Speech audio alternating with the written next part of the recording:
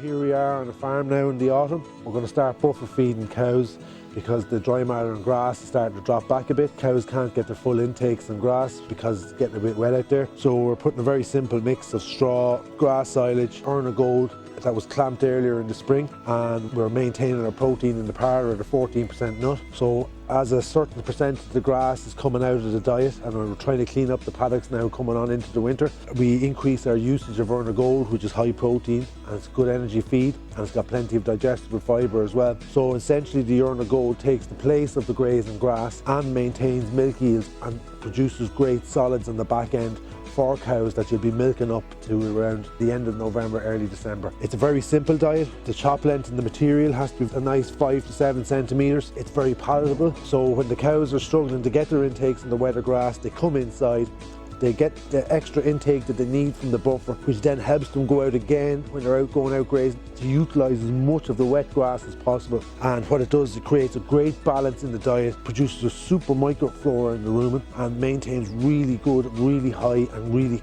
consistent feed going into the cattle that produces real nice quality milk, and it maintains those high solids that you generally get in the back end anyway. If you want to find out more information about how to feed buffer feed in the autumn or how to feed Eornagold, please give us a call at Specialist Nutrition.